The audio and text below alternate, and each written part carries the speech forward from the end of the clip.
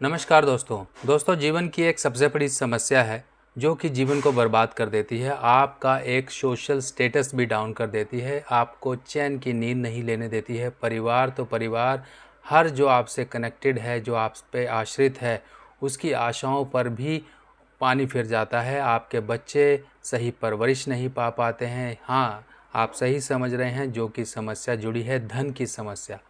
धन की समस्या, अगर आप किसी की देनदारी के तले दबे हुए हो, किसी का कर्जा चुकाना चाहते हो और वो चुक नहीं रहा है, तो पूरा परिवार उस चीज़ को, परेशानियों को भोगता है और आपकी रातों की नींद भी उड़ जाती है। जी हाँ दोस्तों, आज मैं आपको ये कर्ज मुक्ति के उपाय बताने वाला हूँ और साथ ही साथ ये भी बताऊँगा कि किस दिन आपको ये उपाय कैसे करना है, कैसे आपको कर्ज लेना है, क्यों नहीं लेना है, यानी कि ओवरऑल चर्चा।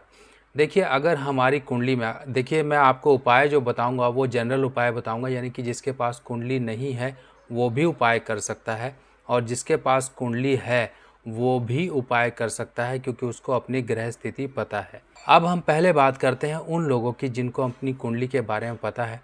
मान लीजिए आपकी कुंडली में सूर्य, चंद्र, बृहस्पति और शनि ये खराब हैं। खराब यानी कि इनसे संबंधित आपके जीवन में परेशानियां आ रही हैं। लक्षण कई हो सकते हैं। आपको कई शरीर में लंबे समय से दर्द हो सकता है, आपके ताऊ या चाचा आपको परेशान कर सकते हैं, कोई ज़मीनी विवाद हो सकता है, आपके घर में नल जो हैं वो टपकते रहते हैं, आपकी इम्यून पावर काफ़ी लो है, समय समय पे आप बीमार हो जाते हो, आपका एक सोशल रुतबा कहीं ना कहीं प्रभावित है, आपकी इमेज हमेशा बेमतलब के झूठे आरोपों की वजह से ख़राब होती है, आपको कोई इम्पोर्टेंस नहीं देता है।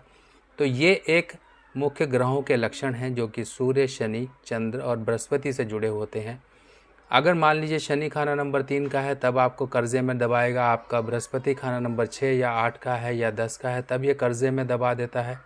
चंद्रमा खराब है, कहीं पर ग्रह उसके साथ उसका दुश्मन बैठ गया, मान लीजिए चंद्र केतु, चंद्र शनि या चंद्र राहु, तब आपकी डेली इनकम पर बुरे असर पड़ जाते हैं, आपकी मानसिक स्थिति खराब हो जाती है।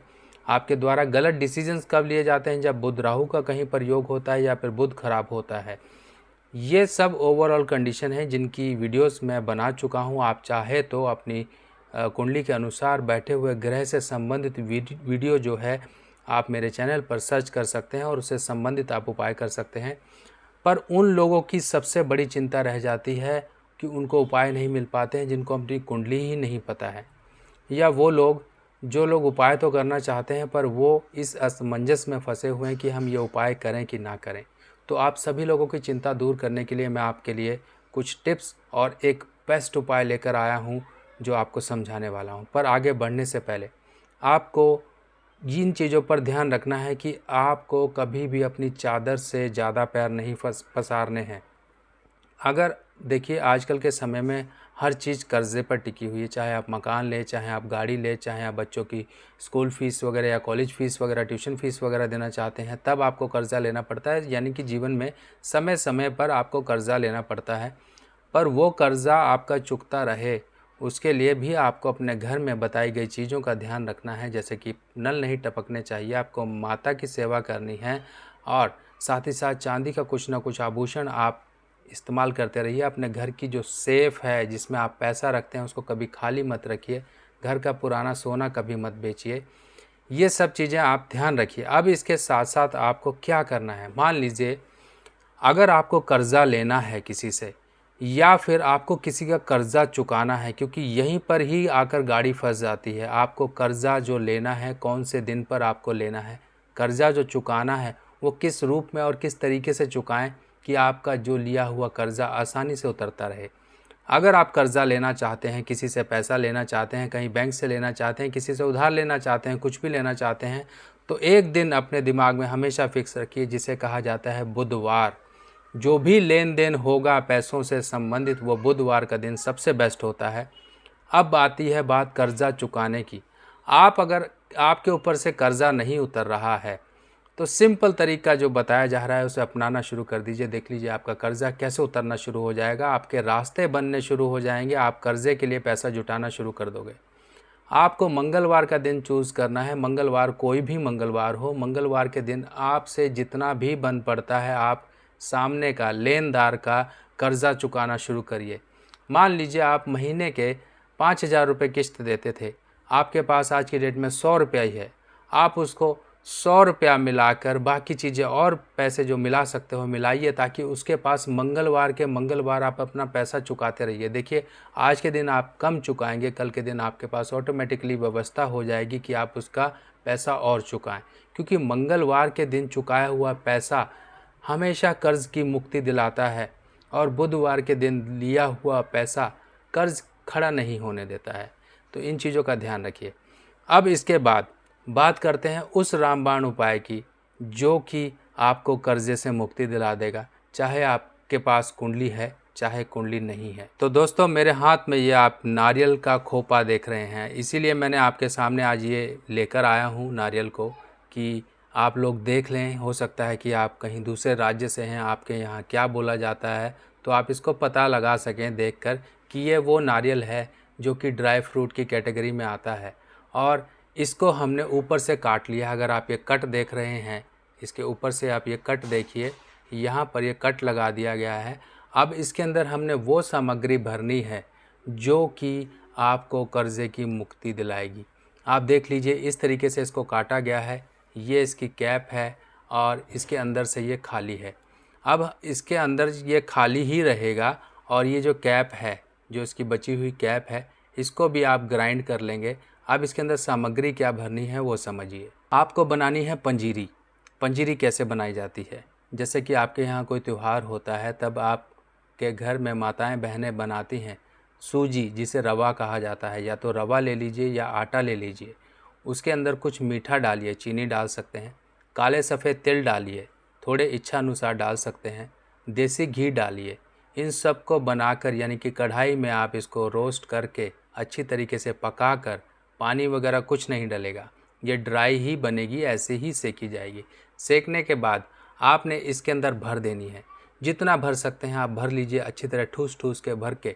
उसके बाद आपने ऐसे के ऐसे ही ये नारियल को, खोपे को लेके जाना है और आपको पीपल के पेड़ के नीचे इसको आधा दबा के आना है। आधा इसलिए दबाया जा रहा है कि अगर मान लीजिए हम इसको ऐसे ही रखेंगे तो ये गिर जाएगा, लुढ़क सकता है, तो हमने इसको आधा दबाना है। आधा दबाना है, ऊपर का मुंह खुला रहेगा।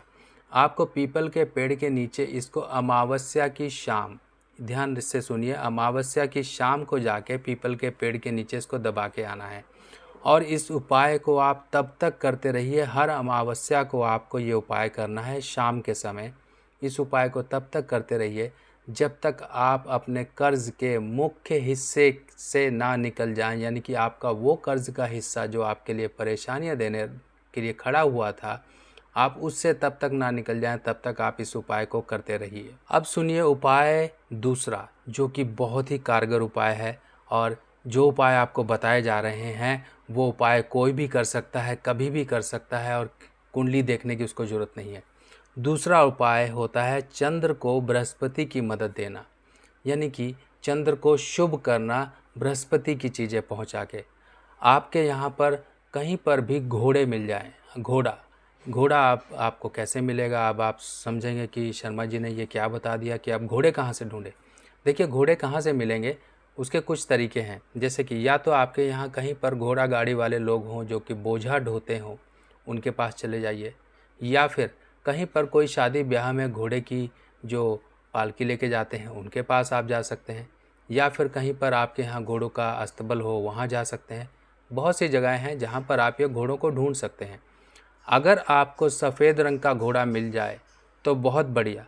सफ़ेद रंग के घोड़े को आपने चने की दाल देनी है, और ये चने की दाल देनी है, आपको पैसे नहीं देने हैं घोड़े वाले को। अब कई बार यहाँ पर गाड़ी अटक जाती है कि शायद घोड़े वाला ये चने की दाल ना ले, तो आपने एक बहाना करके आप दे सकते हो कि हमारे पंडित जी ने पूजा करवाई थी तो उन्होंने बोला ये चने की दाल गाय को दे दीजिए और कुछ बचेगी तो घोड़े को दे दीजिए। यानी कि हर साल पूजा होती है, तो इस तरीके से सामने वाले को वहम भी नहीं होता है और आपका वो सामग्री आपसे ले भी लेगा। आपने उस घोड़े का जो चारा होता है उसके पास, घोड़े वाले के पास, उसके चारे में डाल देनी है, और इसमें कोई क्वांटिटी नहीं है। आपने ये उपाय करना है सोमवार के दिन, यानी कि मंडे के दिन। आप महीने में एक बार ये उपाय करते रहिए। आप देखिए कैसे आपके चंद्र की जो खराबियां, जो पैसा नहीं रुक रहा था, पैसा जो आप इकट्ठा करना चाहते हैं कि आपका कर्ज चुकता रहे, उस उपाय के लिए, इस उपाय से आपके उस कर्ज के मुक्ति के लिए पैसा जमा होना शुरू हो जाएगा। तो दोस्तों ये 3 बातें, पहली कि आपको नारियल के खोपे वाला उपाय, दूसरा घोड़े वाला उपाय, तीसरा आपको सावधानी जो कि मंगल और बुधवार की मैंने बताई।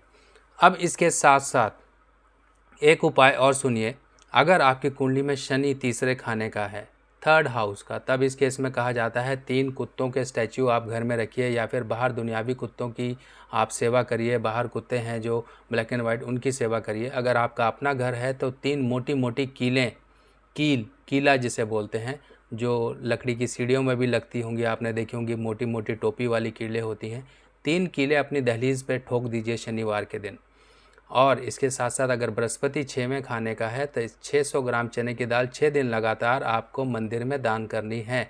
साथ ही साथ पीतल के 6 चौकोर टुकड़े आपको ज़मीन में लगाने हैं। ये आप गड्ढा खोदकर ज़मीन में दबा सकते हो और ये गुरुवार को उपाय करें ताकि आपको कुंडली के अनुकूल भी आपके उपाय होते रहें और आपके इन जनरल उपाय भी होते रहें।